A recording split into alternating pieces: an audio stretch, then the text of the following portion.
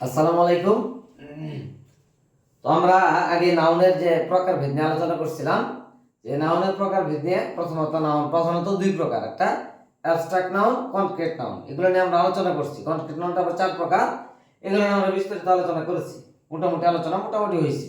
পরবর্তী ক্লাসগুলোতে আরো করা যাবে ইনশাল্লাহ। তো এখন আমরা আবার নাউনকে আরো ভাবে ভাগ করতে পারি।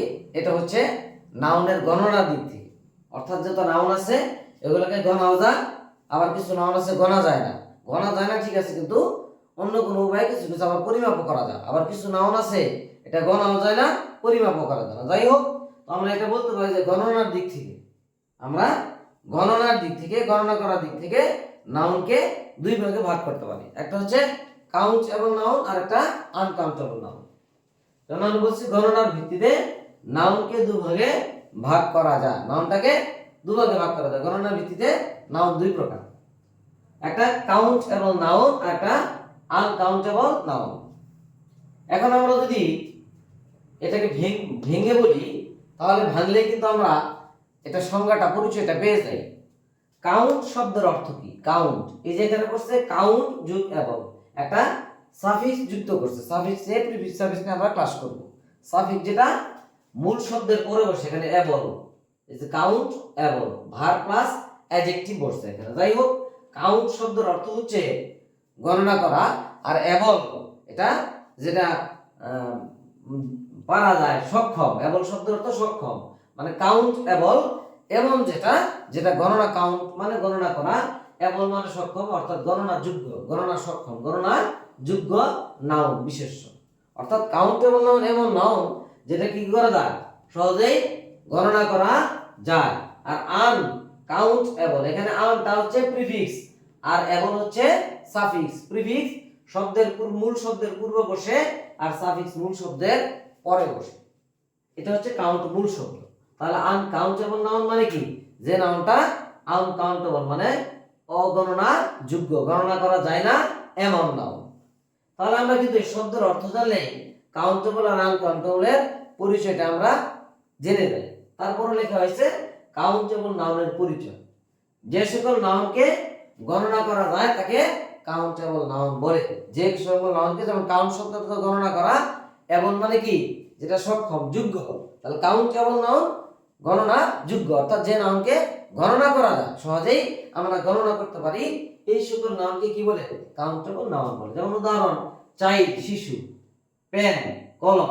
এই শিশুকে কি করা যায়?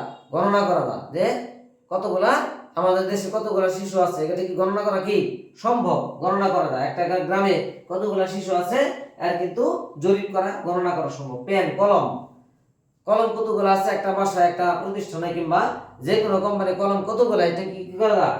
গণনাযোগ্য, কলমটাকেও গণনা করা যায়। বুক বইগুলোকে কিন্তু গণনা করা যায়। হ্যাঁ, বই কি নাউন, এই বইটাকে কি করা যায়? গণনা করা যায়। আবার চেয়ারের বাংলা হচ্ছে আরাম কেদা। আমরা এইটা হচ্ছে কি ইংরেজি শব্দ, অনেক শব্দ বাংলায় ঢুকে গেছে, এর মধ্যে একটা চেয়ারে আরাম কেদা, এটাকেও কিন্তু গণনা করা যায়। রিভার নদী, বাংলাদেশে কতগুলো নদী আছে, বিশ্বে কতগুলো নদী আছে, এই নদীকে গণনা করা যায়। সুতরাং এই সমস্ত নাউন ডেফিনেটলি কি, এগুলা কাউন্টেবল নাউন। আবার আনকাউন্টেবল পরিচয় কিন্তু আমরা এই শব্দের ভিতরেই পেয়ে যাই। অর্থাৎ যে সকল নাউন গণনা করা যায় না, তবে একটা কথা আছে আনকাউন্টেবলের মধ্যে, এটাকে গণনা করা যায় না, বাট তবে এই সকল নাউনকে, এই সকল নাউনকে, আচ্ছা এই সকলকে বা এই সকল নাউনকে বলতে পারি, এই সকল নাউনকে পরিমাপ করা যেতেও পারে, তাকে আনকাউন্টেবল নাউন বলে। আনকাউন্টেবল নাউন কি করা যায়? যেটা গণনা করা যায় না, কারণ এর অর্থ কি, গণনা অগণনা, গণনা করা যায় না এমন নাউন। তাহলে যে নাউন গণনা করা যায় না, কিন্তু কিছু কিছু নাউন আছে আনকাউন্টেবল নাউন যেটা পরিমাপ করা যায়। পরিমাপ সবগুলাই যে করা যাবে এরকম না, কিছু কিছু নাউন আছে এগুলো পরিমাপ করা যায়। কিছু নাউন আছে পরিমাপও করা যায় না, গণনাও করা যায় না। আবার কিছু কিছু আনকাউন্টেবল পরিমাপ করা যেতেও পারে, যেতেও পারে মানে সব পারা যায় না। ওকে, উদাহরণ দিলে আরো বুঝবো আমরা। যেমন ওয়েট, এটাকে আমরা তৈল কি গণনা করতে পারি না, কিন্তু পরিমাপ করাও যেতে পারে, যে পরিমাপ করাও যেতে পারে, এটা তাহলে কি আনকাউন্টেবল নাউন। ওয়াটার, এটা আমরা গণনা করি না, কিন্তু পরিমাপ করা যায়।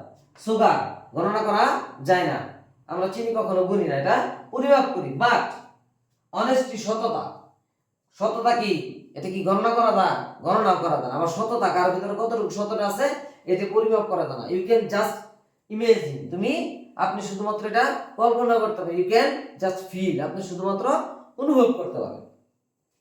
হ্যাঁ, তাহলে আনকন্ট্রোল কিছু কিছু আছে কি, যে অনেস্টি আনকন্ট্রোল নাউন, এটা গণনাও করা যায় না, পরিমাপও করা যায় না। মার্সি, দয়া, গণনাও করা যায় না, পরিমাপও করা যায় না।